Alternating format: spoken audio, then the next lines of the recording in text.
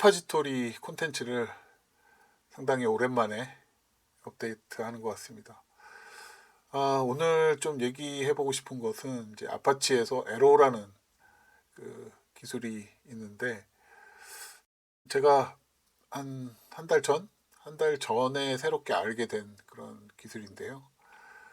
그 빅데이터를 빠르게 처리할 수 있는 그런 라이브러리라고 할 수 있겠습니다. 에로우가 뭐냐 하는 것을 좌측에 보시면 그 데이터 교환을 가속화하고 또 인메모리 프로세싱을 하기 위한 멀티랭귀지 툴박스라고 정의를 하고 있습니다.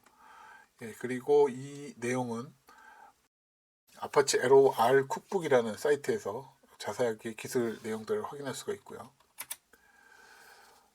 개념적으로 쉽게 좀 설명을 드리자면, 우리 데스크탑 PC나 노트북에 설치된 물리적인 메모리가 뭐 32메가다 했을 때는 보통 이 정도죠.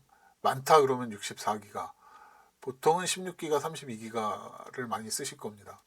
그런데 처리해야 될 데이터가 훨씬 더 크다라고 했을 때는 기존의 기술로는 해결할 방법이 없습니다. 이 데이터들을 그 가용한, 분석이 가능한, 처리가 가능한 크기로 잘게 나누는 수뿐이 없죠. 근데 그렇게 수동으로 하다 보면 그 과정에서 되게 복잡하기도 하지만 그 휴먼 에러도 분명히 또 발생될 수 있고요. 그런 여지가 많죠. 그래서 그 기존의 빅데이터 기술, 이것을 어떻게 PC급으로 내려서 구현시킬 것인가 하는 문제를 고민하다가 나온 기술 같아요. 개념적으로 보면 일단 C++ 라이브러리로 만들어졌는데, 그 설치된 CPU의 코어를 풀리 다 쓰게 처음부터 만들어져 있습니다. 그래서 R을 하건 파이썬을 하건 그런 C++ 원래 라이브러리의 그 기능을 그대로 물려가서 쓰기 때문에 그런 또 효율성이 있고요.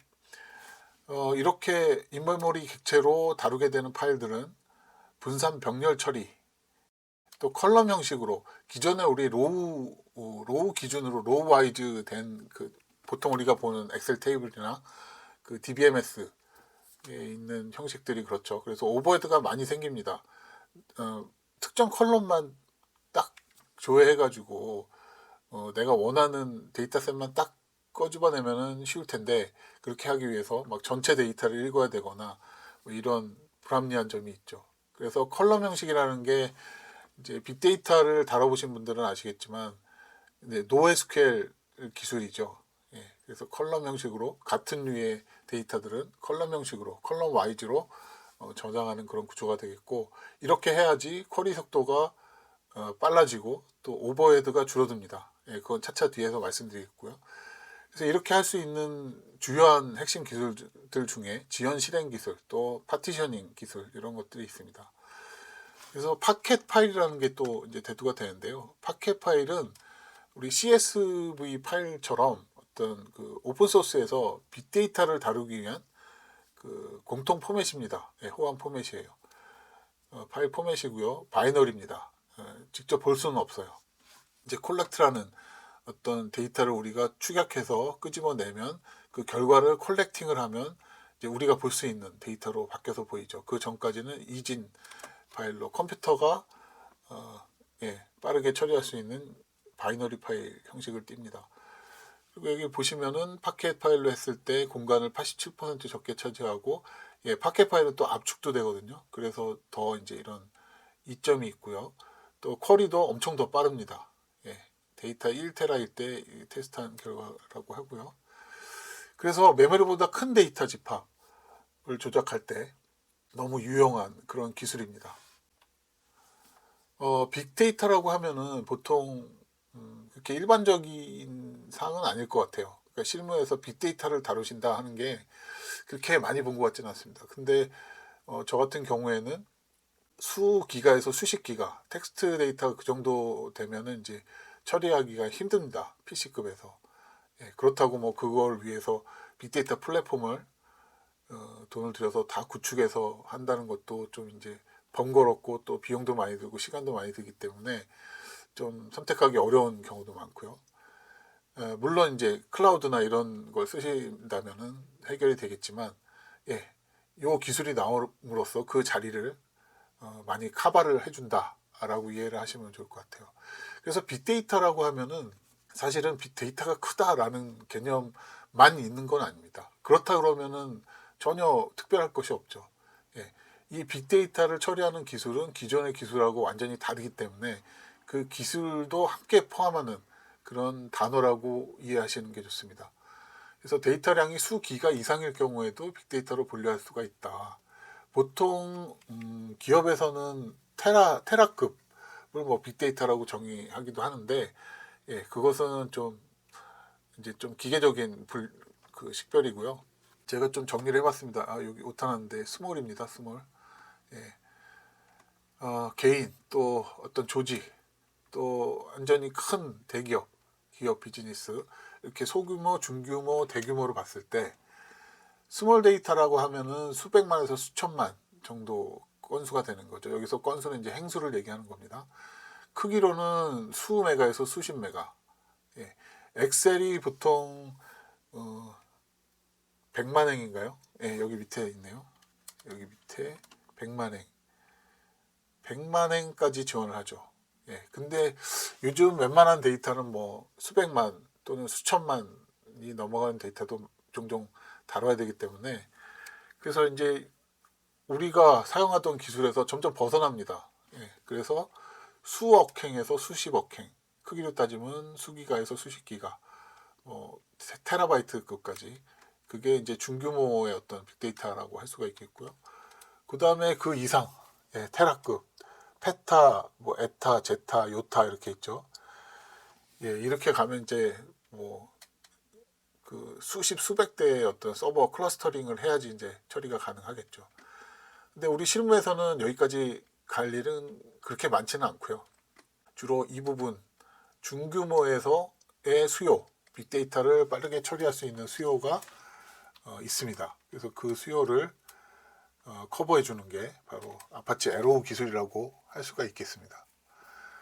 개인이 처리할 수 있는 부분은 파일 분산 저장이나 병렬 처리 이런 기술을 쓸 필요가 없죠. 그냥 혼자서 하면 됩니다. 근데 그 이상 수억에서 수십억 이상의 데이터를 처리하려면 이제 PC에서는 다룰 수가 없습니다. 아까 보셨다시피 32메가인데 뭐 처리해야 될 데이터는 뭐 2배, 3배가 더 크다 이러면 일단은 처리가 불가능한 거죠. 접근 자체가 안 되는 거예요. 예. 그래서 이 기술이 굉장히 유용하다라는 것을 강조하고 싶고요. 그 빅데이터 쪽 경험이 잘 없으시면은 좀 어려운 얘기입니다. 사실은 하둡 빅데이터의 대명사처럼 쓰이는 이제 하둡이죠. 하둡 기술. 예, 하둡의 그 파일 시스템, 디스트리뷰티드 파일 시스템 아키텍처를 보면 여기도 요 블럭이라는 어떤 그 파일 청크, 파일 덩어리로 작게 나눠서 큰 데이터들을 아주 잘게 나눠가지고 각 노드, 그러니까 노드는 각 서버 장비가 되겠죠.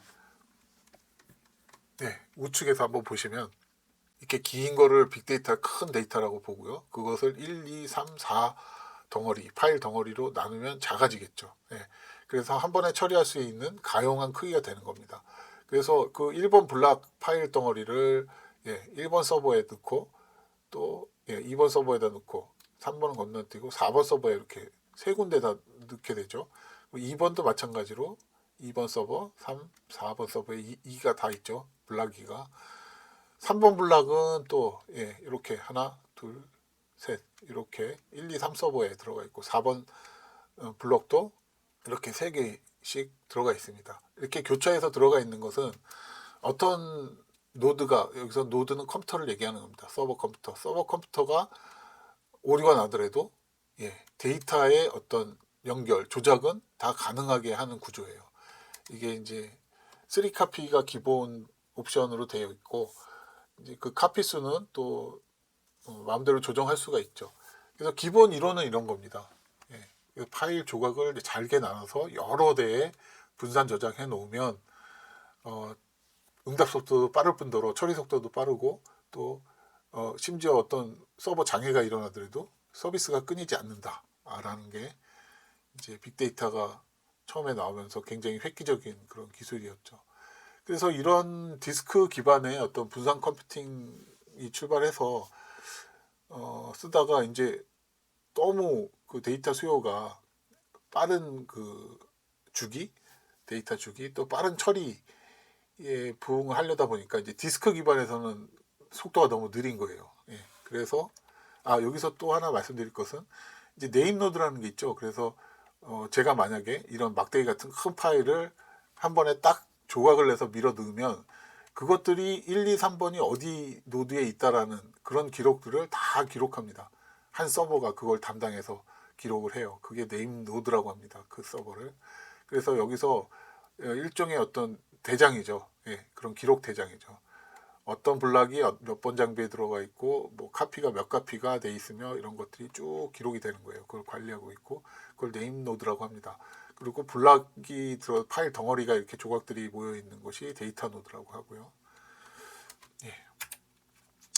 그래서 그 빠른 속도에 대응을 못하기 때문에 이제 그 디스크 기반의 어떤 메커니즘 가지고는 안 되겠다 해가지고 그 디스크에 있던 블락들을 전부 다 메모리로 올립니다. 이 좌측에 보시면 디스크 블락들을 전부 다 메모리 객체로 만들어 버리죠. 그게 이제 RDD라고 탄력적인 뭐 분산 데이터셋 뭐 그런 뜻인데 그렇게 만들어서 이제 메모리에서 완전히 소프트웨어적으로 클러스터링을 해버리는 거예요. 그러면 이 디스크로 했을 때하고는 이제 엄청나게 빨라지는 겁니다. 메모리에서 움직이기 때문에 이 전부 다 하나씩 컴퓨터라고 보면 되고 이렇게 쭉 해놓은 거는 이제 네트워크로 연결됐다라는 의미입니다. 그래서 빅데이터 기술이 이렇게 디스크 분산, 그 다음에 메모리 분산, 클러스터링을 해서 이제 발전이 되어 왔고요. 그래서 이렇게 개발된 어떤 아이디어, 알고리즘들을 이제 라이브러리로 구현을 해버린 거예요. 그래서 블럭에 해당하는 것은 파켓 파일이라는 걸로 대체를 하고 물리적인 파일 조각이죠. 그 다음에 이런 소프트웨어적인 부분은 에로우 오브젝트, 에로우의 어떤 객체로 만들어 버린 겁니다. C++ 라이브러리로.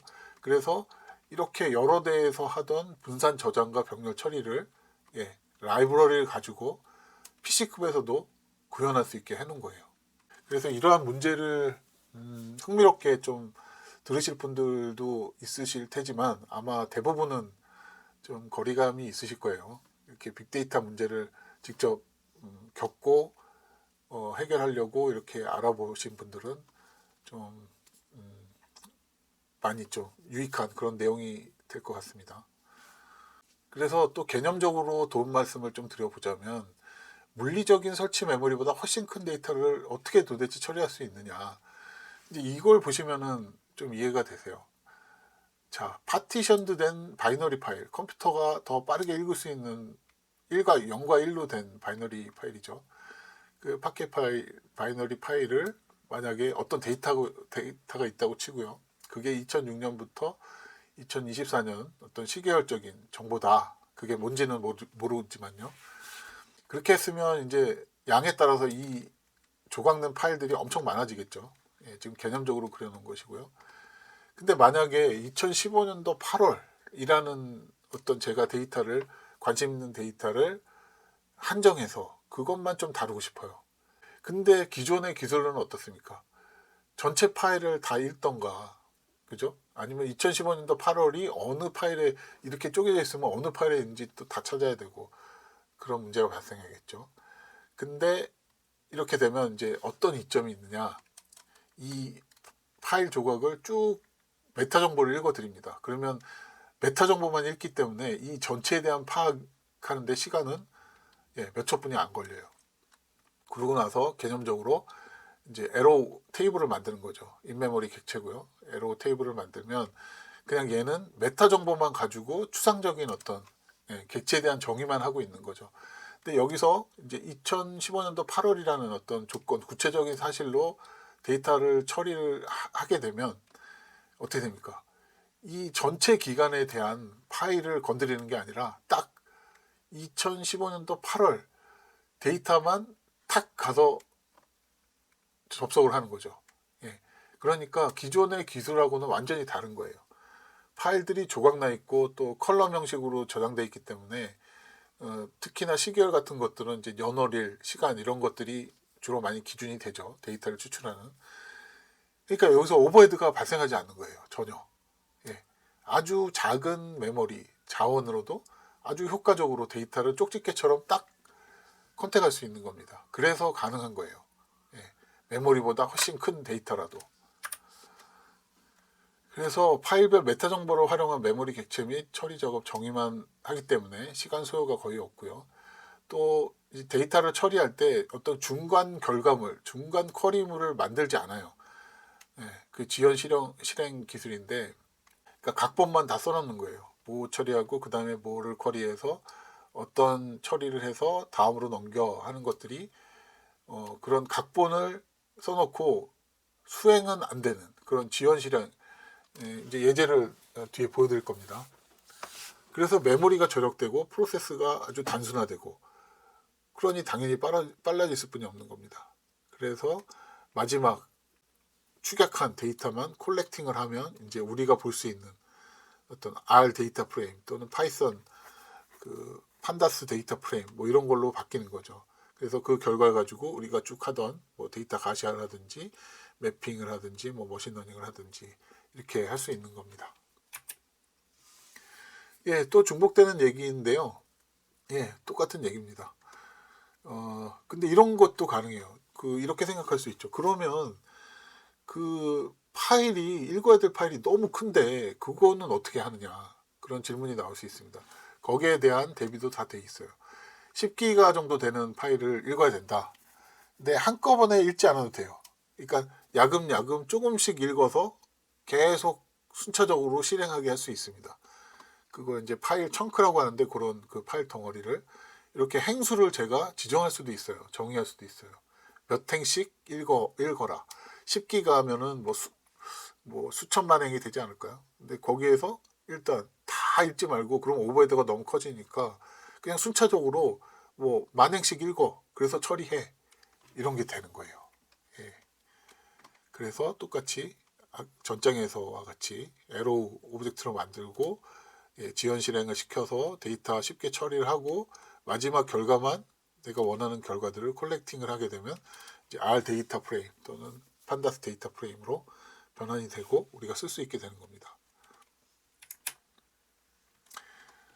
예, 보통 조직에서 또 그 DBMS를 많이 쓰는데, 뭐 산업계에서는 많이 쓰지만 사실은 학교나 우리 그 연구기관 이런 데서는 DBMS를 그렇게 많이 활용하는 것 같지는 않습니다. 예, 어떤 뭐 시스템을 구축한다거나 뭐 그런 공동의 어떤 목적이 있을 때, 필요가 있을 때 그때 이제 대두되는 건데, 그래서 좀 생소하신 분들도 많으실 거예요. 근데 RDBMS를 쓰게 되면은 이제 얘는 데이터를 끌어다 쓰려면은 SQL을 통해야 되죠. 예, 구조화된 GD 언어를 또 익혀야 됩니다. 예, 그 부분도 어렵진 않지만 귀찮고 여기서도 오버헤드가 많은 편입니다. 이 전통적인 어떤 행구조의 데이터이기 때문에. 그래서 데이터 규모가 커지면은 성능이 급격하게 저하되고요. 대용량에는 부적절합니다. 그러니까 그 위성 영상이랄지 아니면 수치 모델, 좀 조밀한 해상도가 좋은 수치 모델이랄지 아니면 좀 중장기간에 걸친 데이터를 다루게 되면 데이터가 커질 수뿐이 없어요. 예. 그러면 이제 그걸 DB에 넣고 뭔가 한다는 거는 넣고 빼다가 이제 다 끝나는 거죠. 그거는 설령 다 올렸다 하더라도 굉장히 느립니다. 데이터 처리하는 게. 예, 그래서 말씀드린 파켓 파일, 또 뭐 멀티플 파일, 여러 개로 수가 많은 파일이죠. 그러니까 크기는 작지만 뭐 몇천 개 있어요, 파일이. 뭐 그런 거를 의미하는 거고요. 이것은 이제 파켓 파일은 빅데이터에 어떤 오리엔트된 그런 오픈 포맷이라고 말씀드렸죠. 대용량 데이터 분석에 최적화되어 있는 파일 형식이고요. 아니면 아까처럼 큰 덩어리의 하나의 파일. 사실은 이렇게 파일을 관리하진 않죠. 왜냐하면 이렇게 한 덩어리를 너무 큰 거를 가지고 관리하면 예, 쓰기가 어렵죠. 예. 근데 뭐 간혹 그렇게 또 큰 덩어리의 파일이 있을 수 있죠. 이런 것들을 내 로컬의 파일을 두던 아니면 리모트 원격지에 있던 PC에 있던 그건 상관없습니다. 네, 접속만 가능하면요. 그래서 이런 것들을 에로우 라이브러리 제공하는 R 인터페이스를 쓰면 되게 우리가 그렇죠. 어떤 새로운 기술을 적용할 때는 또 다른 언어를 또 배워야 되는 또 부담이 있어요. 그러니까 아파치 스파크 같은 경우에도 안에 언어가 스칼라 언어잖아요. 그래서 빅데이터를 다루려면 스파크를 반드시 해야 되고, 스파크를 하려면 안에 스칼라 언어를 또 배워야 돼요. 근데 R은 여기서 에로우에서 제공하는 R 인터페이스는 전혀 이제 우리가 굉장히 쉽게 잘 쓰는 디플라이어라는 그런 패키지가 있습니다. 그 언어를 그대로 쓸 수 있게 해줬어요. 그래서 그런 부분도 굉장히 이점입니다. 그래서 에로우 테이블로 다루게 되면 아까 말씀드렸다시피 이런 디플라이어, 우리가 R에서 굉장히 쉽게 잘 사용하는 데이터 조작 도구죠.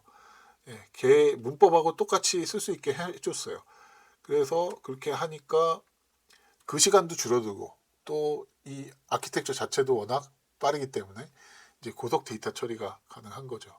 그래서 필요할 때는 콜렉트를 하게 되면 이제 우리가 볼 수 있는 데이터 프레임 형식으로 바뀌고, 그것을 필요에 따라서 뭐 텍스트 파일로 저장하거나 뭐 다르게 활용할 수가 있는 거죠. 그리고 기존에 이렇게 돼 있는 파일, 큰 덩어리 하나짜리나 아니면 이렇게 수가 많은 데이터들을 다 읽어들여서 다시 파켓 파일, 분산 파일로 이렇게 만들어낼 수 있죠. 이러면 어떻게 됩니까? 바이너리 파일이 아니었는데 이제 이쪽에는 바이너리 파일로 저장이 되게 되죠. 근데 이때 이제 파티셔닝을 할 수가 있어요. 이제 시계열 데이터인 경우에는 연도, 월, 뭐 이런 걸로 파티션을 해버리면, 그 파티션 항목별로 저장이 됩니다. 컬럼 형식으로. 그래서 아까 설명드린 쪽집게식 그 데이터 접근이 가능하게 되고, 그렇게 되면 불필요한 자원을 쓰질 않아요. 그런 구조를 가능하게 만드는 겁니다. 이런 것들이 다. 크로스 랭귀지 디벨롭먼트 플랫폼 for in-memory analytics 이렇게 해놨고요. 자, 여기서 요즘에 사실은 전통적인 어떤 언어를 배우는 기회가 많지 않죠. 그러니까 백엔드 쪽에 그 개발 언어들, 뭐 C++ 뭐 이런 것죠. 포트란, C++ 뭐 이런 것들, C#. 근데 그런 것들이 이제 컴파일 언어라고 하고요. 우리가 쓰는 R이나 파이썬, 뭐 줄리아, 뭐 이런 것들은 다 인터프리터 언어라고 합니다. 그래서 이 차이를 잘 모르시는 분도 많은 것 같아요. 그걸 설명하기 전에 아파치 에로우는 데이터 교환 및 처리를 가속하기 위한 다중 언어 플랫폼입니다. 이 도구는 효율적인 분석 작업을 위해 구성된 단순형 또는 계층형 데이터를 위한 표준화된 언어 독립적인 컬럼 기반, 되게 중요합니다. 컬럼 기반 중요하고요. 메모리 형식을 지정, 이것도 중요하고요. 효율적인 분석 작업을 수행할 수 있도록 구성되어 있습니다. 에로우 R 패키지는 R에서 에로우 C++ 라이브러리에 대한 액세스를 제공합니다. 그 다음에 친숙한, 뭔가 다른 언어를 또 배워야 되는 게 아니라 우리가 알고 있던 그 R 문법 및 기타 친숙한 R 함수가 그대로 쓸 수가 있다는 게 큰 장점입니다. 인터프리터 언어 대 컴파일러 언어다. 그러면은 지금 그림을 제가 구글링해서 이렇게 무단으로 좀 사용을 했는데, 그림이 너무 이해하기가 좋아서. 차이가 뭘까요? 인터프리터, 컴파일러. 그림만 봐서는. 인터프리터는 뭔가 집어넣으면 뭔가 나오고 뭐 이런 그림이죠. 근데 여기는 어떻게 됩니까? 우리가 알 수 없는 바이너리죠. 0 아니면 1의 어떤 덩어리. 0 아니면 1의 덩어리는 누가 잘 읽습니까? 컴퓨터가 빠르게 처리하는 구조죠. 그래서 컴파일러 언어는, 아이고 죄송합니다. 주요 언어로는 이제 C, C++, C#, 뭐 자바 이런 것들이 되겠고요. 인터프리터 언어는 스크립트 방식이라고도 하고요. 파이썬, R, 줄리아, 뭐 자바스크립트, 루비 이런 언어가 해당이 됩니다. 실행 방식에서는 컴파일러 언어는 컴파일 후에 실행이 되고요. 그리고 다 바이너리로 바뀌기 때문에 컴퓨터는 알아먹기 쉽지만 사람은 이제 해석이 불가하죠. 컴파일 후에 실행이 된 특징이 있고, 인터프리터는 어떻습니까? 우리가 질문 한번 치면 바로 응답을 주죠. 실행 시 즉시 해석을 해서 응답을 줍니다. 속도는 컴파일러 언어는 당연히 바이너리니까 빠르고요. 이거는 느립니다. 오류 탐지, 컴파일 시점 발견, 실행 시 발견. 플랫폼 종속성. 예, 이제 요게 큰 또 차이예요. 종속적. 그러니까 컴파일 됐을 때 어떤 소프트웨어들의 환경, 버전 이런 것들의 영향을 많이 받습니다. 그래서 종속성이 강하고요. 인터프리터 언어는 그런 면에서는 독립적입니다. 그리고 코드 배포는 바이너리 파일 배포가 되고요. 뭐 DLL, EXE 이런 것들이 바이너리 파일이죠. 원본 코드죠. 스크립트는 인터프리터 언어는 우리 R 소스 파일, 뭐 파이썬 소스 파일 이런 것처럼요. 근데 주요 사용 목적도 이제 큰 차이가 있죠. 컴파일러는 특수 목적, 어떤 제어나 자동화, 또 산업계에서 많이 쓰는 어떤 상용 프로그램 개발, 뭐 이런 것들에 주로 쓰이게 되고요. 인터프리터 언어는 주로 데이터 과학을 하기 위해서 사용을 많이 하죠. 그래서 데이터 처리, 분석, 가시화 이런 것들이 주요 목적입니다. 사용하는 목적. 그래서 이 기회에 이 두 가지 언어에 대해서 차이에 대해서 좀 리마인드 하셔도 좋을 것 같습니다. 예, 파켓 파일은 말씀드렸다시피 효율적인 스토리지와 빠른 읽기 속도를 제공하는 오픈소스 파일 형식입니다. 예, 이는 열 청크를 순차적으로 저장하는 하이브리드 스토리지 형식을 사용하며 데이터를 선택하고 필터링할 때 높은 성능을 제공하기 때문에 빅데이터에서 개발된 거죠. 빅데이터의 어떤 오픈 파일 형식으로. 그리고 압축률도 지정할 수가 있기 때문에 그러한 장점도 있고요. 여기 나오죠. 컬럼너 베네피트. 전체 행 데이터를 로드하지 않고도 특정 열값만 가져올 수 있다. 그러니까 메모리가 절약되는 거죠. 예. 우리가 행 기반의 어떤 2차원 테이블, 엑셀이나 뭐 DBMS나 이런 것들은 어떻습니까? 한 열에 관해서 좀 축약해서 관심이 있어도 그 행을 다 읽어야 되죠. 그런 오버헤드가 발생이 돼요. 예, 그런 문제가 있고요. 컬럼너 데이터 표현의 장점을 하드 펜텍의 모든 프로젝트에서 사용할 수 있도록 하기 위해서 개발된 포맷입니다. 예, 그리고 뭐 이런 레코드, 뭐 이런 쉐어링, 어셈블리 알고리즘을 사용해서 그런 구조가 이점이 있다고 하고요. 또 효율적인 압축 및 인코딩 스키마를 지원하기 위해 구축되었다고 합니다. 예, 또 여기서 나오는 용어들은 이런 것들이 있고요. 파켓 파일의 포맷 구조는 이렇습니다. 공식적으로 지금 공식 문서거든요. 그래서 헤더가 있고요. 그다음에 데이터들이 들어있는 데이터 블럭 부분이 있고 푸터가 있습니다. 예. 그래서 이런 푸터와 헤더의 어떤 그 메타 정보로서 이 데이터 덩어리들이 몇 번째 데이터고 하는 것들이 다 기록이 돼 있는 거죠. 그래서 시작과 끝 뭐 이런 정보들을 가지고 있는 거예요. 그래서 분산시켰을 때 빠르게 해당되는 데이터만 접속이 가능하게 하는 그런 구조가 되는 겁니다. 여기 잘 나오죠. DBMS에서는 로우 베이스드 스토리지 레이아웃이에요. 그러니까 로우 베이스드 이렇게 행으로. 행은 서로 다른 유형의 데이터들이 막 섞여 있죠. 그러니까 그런 것들이 오버헤드를 많이 일으켜요. 그런 것들의 어떤 그 읽고 쓰고 하는 과정에서요. 근데 빅데이터 쪽으로 오면 이제 컬럼 베이스드 스토리지 레이아웃을 하게 되어 있습니다. 그래야지 속도도 빠르고 빠르게 처리하기 때문이죠. 노에스QL에서 쓰는 기본적인 어떤 개념이고요.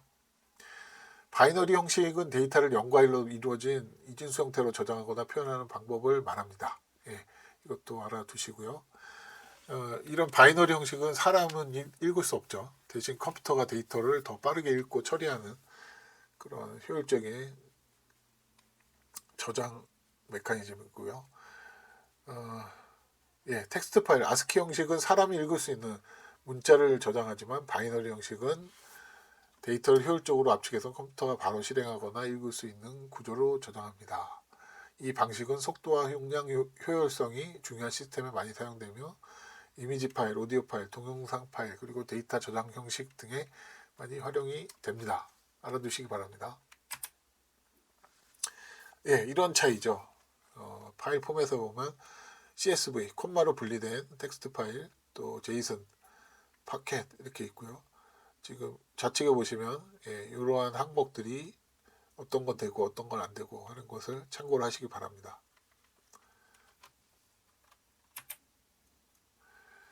어, 에로우 R 패키지에 대한 문법들 치트시트가 벌써 이제 나와서 되게 잘 정리해놨어요. 예, 이런 멀티플 파일 데이터셋을 어떻게 라이팅하는지, 예, 또 개별적인 파일을 저장할 때는 어떻게 하는지, 또 메모리보다 큰 데이터를 지연 실행이라고 제가 말씀드렸죠. 여기서 콜렉트만 없으면 여기까지는 실행이 안 돼요. 예, 다 요 각본만 기억해 놓고 있다가 콜렉트를 딱 붙이는 순간 이제 그때 비로소 실행이 되는 겁니다. 그러니까 이렇게 되면은 중간 과정에 어떤 그 연산을 하지 않고, 예, 제가 논리적으로 잘 계획을 수립하고 거기에 대해서 한꺼번에 작동을 하게 되는 거죠. 작동을 하는데 잘게 분리된 분산된 데이터들을 한꺼번에 동시에 처리하죠. 그래서 빠르죠. 예, 아주 잘 나와 있고요. 이 페이지로 가시면 아파치 에로우 R 쿡북이라는 사이트인데요. 여기에서 자세한 기술 내용들을 예제도 많고요. 확인하실 수가 있습니다. 예, 지금까지 좀 이론적인 설명을 좀 드렸고요. 아직도 좀 감이 안 오실 거예요. 도대체 이게 뭐 나하고 무슨 상관이냐 이렇게 생각하실 수도 있는데, 요 이후에 이제 예제를 한번 보여드리겠습니다. 네, 예제를 같이 한번 보시겠습니다. 여기 아파치가 빠졌네요. 아파치. 예제는 공식 문서에서 제공하는 그 예제고요. 일단 에로우 라이브러리하고 디플라이어 두 개의 라이브러리를 로딩을 하겠습니다. 예. 설치가 안 돼 있으면 설치를 하셔야 됩니다. 이쪽에서 인스톨 하셔서 여기서 에로우 이렇게 설치를 하시면 돼요. 자, 데이터는 뉴욕시 택시 데이터인데요. 약 17억 개의 행, 24개의 열이 있는 아주 큰 데이터입니다. 2009년부터 2022년까지 택시 탑승 정보가 이제 기록되어 있고요. 총 158개의 개별 파켓 파일로 구성이 되어 있습니다. 각 파일은 한 달 분량의 데이터에 해당한다고 하고요. 이전에 설명드렸다시피 파티셔닝 할 때 옵션으로 시계열 같은 경우는 연도, 월 이런 것들이 기준이 된다고 했죠. 단일 파일의 크기는 약 400메가, 500메가 평균 그 정도 하고요. 전체 데이터 크기는 약 70기가입니다. 70기가면은 굉장히 크죠. 뭐 1, 2기가만 돼도 우리 데이터 다루기가 참 버겁습니다. 일단은 S3 버켓, 이건 아마존 뭐죠 이게 심플 스토리지 서비스. 그래서 심플 스토리지 서비스 S가 3번 들어간다 그래서 이제 S3 버켓이라고 하는데, 아마존 웹 서비스에서 그 저장소를 제공하는 그런 서비스입니다. 여기에 예제 파일이 올라가 있는 거고요. 얘를 70기가를 다 받으면 상당히 시간이 걸립니다. 저는 로컬에 이미 받아놓은 상태고요. 이 코드를 보여드리려고 하는 거고요. 이렇게 데이터를 받은 후에 이제 오픈을 합니다. 데이터셋을. 파티셔닝이 2호하고 원수로 되어 있다 라는 걸 인식시켜 주면서 이 폴더 아래에 있는 파켓 파일을 열게 됩니다. 그러면 여기서 DS 전체 데이터를 읽는 거죠. 벌써 끝났습니다. 이거는 뭐냐면 파켓 파일에 아까 푸터하고 헤더 있었죠. 푸터 헤더 정보만 쫙 읽어가지고 전체의 목록을 파악하는 순간이에요. 그러니까 시간이 거의 노타임입니다. 빠르게 DS라는 컨테이너 오브젝트를 생성을 했고요. 여기서 이제 전체 파일에 대해서 그러면 158개의 파일들을 몇 개씩 데이터가 있는지 세 가지고 보여줘 라는 명령입니다. 그게 실행을 하면 3.6초가 걸렸어요. 그리고 여기 보시면 20, 100, 1000만, 16억 7천 보이시나요? 굉장하죠. 이게 만약에 기존의 우리 방법으로 한다 그러면 방법이 없죠. 이걸 이렇게 빨리 한꺼번에 읽을 수 있는 방법이 없습니다. 빅데이터에서 구현했던 기술을 그대로 가져와서 적용을 했기 때문에 가능한 거죠. 분산 저장과 병렬 처리가 구현되어 있는 에로우 라이브러리입니다. 자, 그리고 그러면 데이터가 어떤 항목들이 있는지 확인해 보려면 이렇게 스키마라는 명령어를 쓸 수가 있어요. 스키마 ds 오브젝트의 스키마를 보여줘. 자, 이 ds 오브젝트는 우리가 못 보는 이진 바이너리 오브젝트예요. 예. 그런데 스키마라는 명령어는 이제 스키마만 보여주게 사람이 읽기 쉽도록 이렇게 구현해 놓은 거죠. 그래서 벤더 네임, 택시 회사 이름 같아요. 스트링이라는 형식이고, 픽업한, 탑승한 시각, 그 다음에 내린 시각, 하차한 시각이죠. 그 다음에 승객이 몇 명인지, 그 다음에 트립 디스턴스, 운행한 거리는 얼마인지, 그 다음에 픽업한 경도, 픽업한 위치, 위도, 뭐 이런 것들입니다. 요금도 있고요. 예, 여기 토탈 뭐 어마운트 나오죠. 팁 어마운트, 팁도 있고 이런 정보들이에요. 데이터를 이제 쿼리를 해보면 이제 하나 시나리오를 세울 수가 있습니다. 예를 들어서 가장 긴 시간 동안 택시를 탄 경우의 팁을 얼마씩 줬는지 궁금하다고 가정해 보면 이렇게 시나리오를 한번 만들어 보는 겁니다. 2015년에 요금이 $100 이상인 승차에 대한 팁 비율의 중간값. 그러니까 중간값을 취하는 이유는 너무 치우친 값, 낮거나 높은 거에 영향을 좀 덜 받게 하려고 할 때 중간값을 취하잖아요.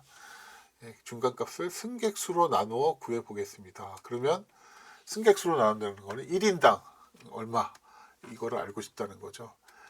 꽤 복잡한 데이터 추출이 될 것 같아요. 그래서 여기에 보이는 문법이 바로 디플라이어가 쓰는 문법이죠. 100% 동일합니다. 여기 파이프 연산자, 체인 연산자도 보이고요. 필터는 조건을 거는 거죠. 토탈 어마운트 항목이 100 이상이고 이어는 2015년도이고 그리고 내가 관심 있는 컬럼들은 이런 것들이다. 근데 뮤테이트는 기존에 있는 항목이 아니라 새로운 항목을 만들어낼 때 보통 뭐 파생 변수라고도 표현을 하죠.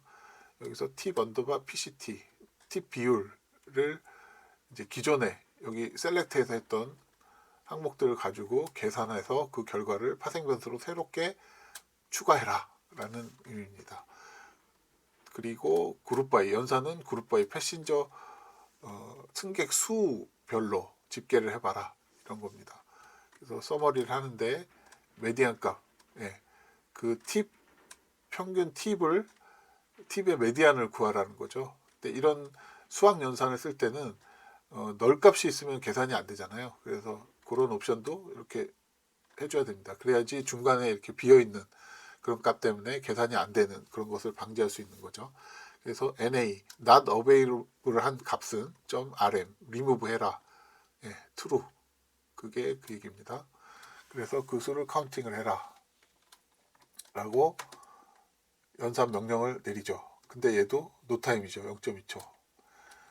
이거는 실제로 동작하지 않은 거예요. 그 앞에 이론 설명에서 말씀드렸던 지연 실행, 지연 실행에 해당하는 부분이고요. 이 데이터 처리 시나리오만 기억하고 있어 라고 하는 거죠. 자, 똑같은 코드를 이제 우리가 알아보는 R 데이터 프레임으로 또는 판다스 데이터 프레임으로 바꾸려면 콜렉트를 추가해야 된다고 했어요. 콜렉트 명령어 이렇게 추가하게 되면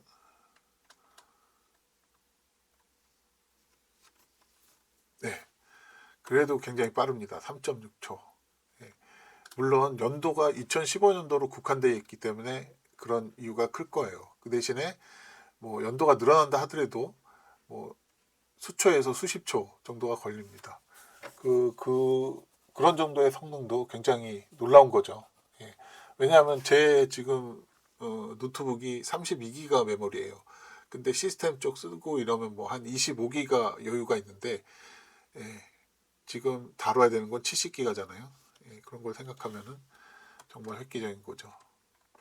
그래서 이런 결과를 순식간에 집계가 되는 거예요. 그래서 아까 뭐 $100 이상이고 20마일 이상이고 뭐 이랬었잖아요.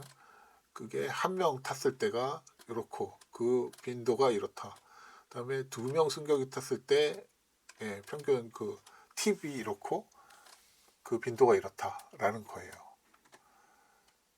이거를 이런 방법 말고 다른 방법으로 한번 한다고 생각을 해보면 엄두가 안 나는 거죠.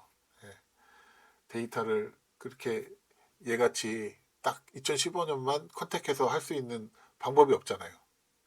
파일을 그렇게 잘라놓지 않는 이상 잘라놔도 굉장히 큰 그 사이즈가 될 거고요. 그 다음에 뭐 제가 또 한번 그냥 요거는 예제 없는 건데 제가 한번 생각을 해봤어요. 만약에 뭐 제가 형사고 뭔가 범죄 용의자를 그 초등 수사를 하는데 뭐 뉴욕시에서 어떤 데서 이제 타가지고 20마일 이상을 갖고 현금으로 지불한 사람이 누군지를 한번 다 좀 찾아보고 싶다. 그런 시나리오라면 이제 이렇게 할 수가 있겠죠. 살짝 이제 연도도 2개 연도가 되면서 이런 디스턴스가 20마일 이상이고 페이먼트 타입이 캐시 인 용의자에 대해서 내가 수사를 좁혀나간다 라는 시나리오입니다.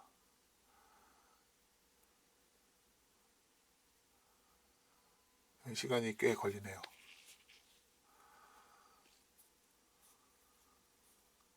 네, 끝났습니다. 그러면 총 결과가 10, 100, 1000만, 10만 51만 3,515개의 행위 검색이 된 거예요. 근데 시간이 이건 19.8초가 걸렸네요. 이게 19.8초가 오래 걸린 걸까요? 이 데이터 크기와 기존의 방법으로는 불가능했던 점 이런 것들을 생각하면 감지덕지죠. 굉장히 빠른 편입니다. 그래서 결론은 첫 번째 데이터 조작 처리 명령 지연 실행 보여드렸다시피 그 쓸데없이 중간에 어떤 중간 그 메모리들을 결과 데이터 오브젝트들을 만들지 않기 때문에 굉장히 효율적이죠. 그래서 데이터 처리 속도도 증가하는 거고요.